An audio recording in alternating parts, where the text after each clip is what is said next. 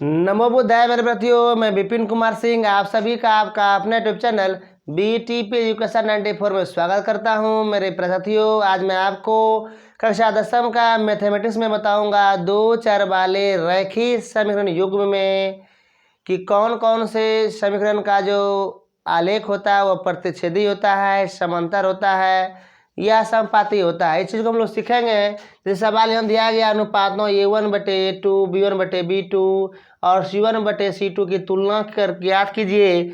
निम्न रैखिक समीकरण के युग्म द्वारा निरूपित रेखाएं एक बिंदु पर प्रतिच्छेदी करती है, समांतर है अथवा समपाती है। यानी इस चीज़ को हमको जानने से पहले कुछ बात को हम लोग समझते हैं। आपको 2 मिनट में लूँगा, 1 मिनट लूँगा, ध्यान देखिएगा। A1 देखिए A1x हो गया प्लस B1y हो गया और C1 = 0 हो गया।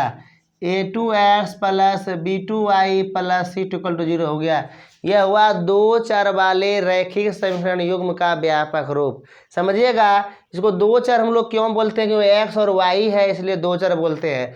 हम लोग युग्म इसको क्यों बोलते हैं? कि दो समीकरण है और दो चर है, ये दो चर वाले रैखिक समीकरण युग्म हुआ। तो यहाँ x y चर हो गया और A1 B1 C1 A2 B2 C2 हो गया। ये वास्तविक संख्याएं हो गया। काल्पनिक संख्याएं छोड़कर सारी दुनिया की संख्याएं जो भी है वह सब क्या हो गया? वह वास्तविक संख्या हो गया। ठीक है, तो यहाँ पर हम लोग सीखेंगे कैसे संपाती कैसे समझेंगे। तो हम लोगों को क्या करना होगा? A1/A2 B1/B2 और C1/C2 निकालना है। अगर तीनों बराबर हो जाता है, अगर तीनों बराबर हो जाता है तो उस आलेख क्या है? संपाती है। A1/A2 बराबर B1/B2 और तीसरा बराबर नहीं हो तो यह आलेख क्या होता है? इसका जानते हैं? समांतर हो जाता है। और A1/A2 बराबर B1/B2 ये पहले दोनों बराबर अगर नहीं हो तो इसका जो आलेख होता है, ग्राफ जो होता है, वह प्रतिच्छेदी होता है। उम्मीद करता हूँ यह बात आपको समझ में आ गया होगा, पहले भी आपने पढ़ा होगा। मैं आपका सिर्फ रिवीजन कर रहा हूँ, तो ये समझ लिए।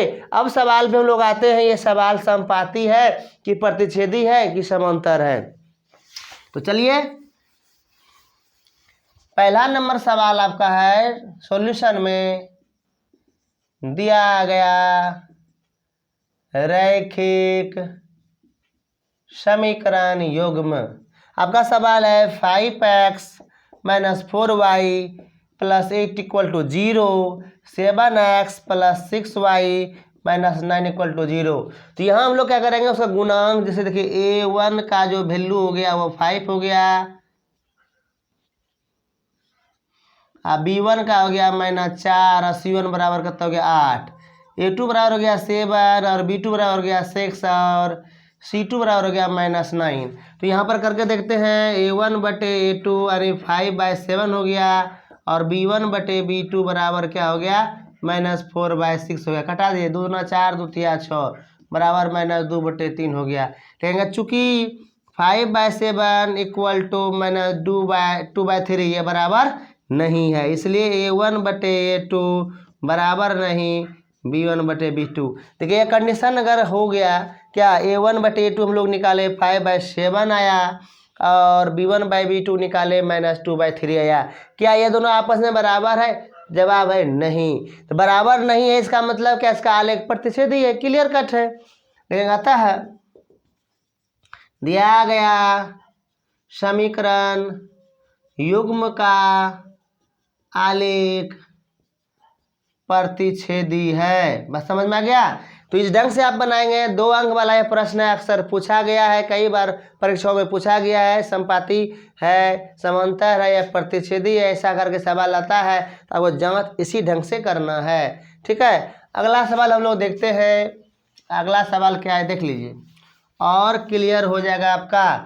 देखिए अगला सवाल है 9x + 3y + 12 = 0, 18x = 6y + 24 = 0।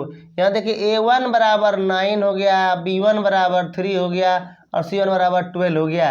A2 बराबर 18 समझिए, B2 बराबर हो गया 6 और C2 बराबर हो गया 24। यहाँ भी हम लोग क्या करेंगे? A1/A2 करके देखते हैं। 9/18 हो गया, कटे 9 दूना 18, ये हो गया हाफ। क्या हो गया? हाफ। B1/B2 करेंगे, 3 हो गया 6, कटाइए, ये भी हो गया हाफ। तथा जब यहाँ देख रहे हैं दो बराबर हो ही रहा है तो अगला भी आपको निकालना होगा, समझ गए। तो निकाल लेते हैं C1/C2 इक्वल टू 12/24 है, कटाइए 12 12 दूना 24 1/2। आपका क्या देखिए आया, तीनों बराबर आ गया। लेकिन चूंकि 1/2 बराबर 1/2 बराबर 1/2, इसलिए A1/A2 बराबर B1/B2 बराबर C1/C2। ये जब तीनों अगर बराबर होता है तो इसका आलेख समपाती होता है। अगर इसकी हल की बात करें तो अपरिमित रूप से अनेक हल होगा। और अगर हम संगत और संगत अगर बात करें तो इस समीकरण का जो हल है संगत है। अतः लिखिए, अतः दिया गया समीकरण युग्म का आलेख समपाती है। सवाल जब परीक्षा में आएगा तो कोई एक आएगा, मतलब एक सवाल देगा, उसी में जांचने कर देगा। मैं 3 सवाल लिया हूँ ताकि मैं आपको सिखा रहा हूँ, ठीक है, ताकि अब आप ज़्यादा विजन हो, क्लियर हो जाए जो भी परेशानी आपकी है। तो ये हो गया क्लियर। आगे देखिए सवाल एक और है,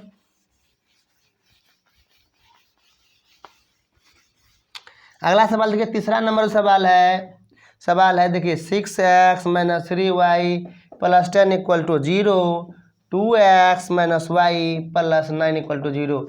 तो A1 बराबर यहाँ 6 हो गया, B1 बराबर -3 हो गया और C1 बराबर यहाँ 10 हो गया। A2 = 2, B2 = -1 और C2 = 9 हो गया। इसलिए A1/A2 बराबर क्या करेंगे, 6/2 लिखेंगे, कटाइए 2 से 6 कटेगा 3 बार में, फिर B1/B2 निकालेंगे, -3 बाय -1 माइनस कट गया, ये भी 3 हो गया। देखिए 2 बराबर है, तीसरा तो निकालना ना पड़ेगा, निकालिए तो। तथा C1/C2 जब निकालेंगे क्या 10/9 आ गया।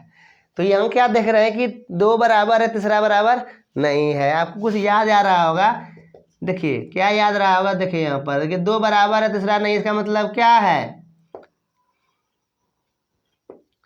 इसलिए A1/A2 बराबर B1/B2 बराबर नहीं है C1/C2।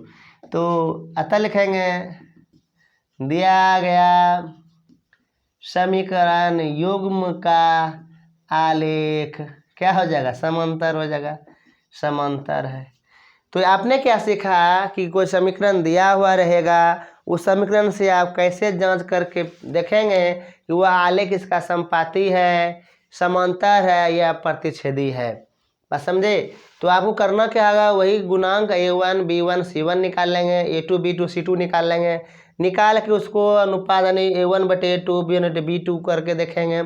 तीनों बराबर अगर हो जाए, क्या बोल रहे हैं, तीनों अगर बराबर हो जाए तो आलेख समपाती, संगत, ठीक है, और हल अनेक। आगे समझिएगा, अगर तीनों बराबर नहीं है यानी 2 बराबर है, तीसरा लास्ट वाला बराबर नहीं है, तो उसका आलेख क्या होगा, समांतर होगा, कोई हल नहीं होगा। उस समीकरण को हम लोग असंगत समीकरण युग्म कहते हैं।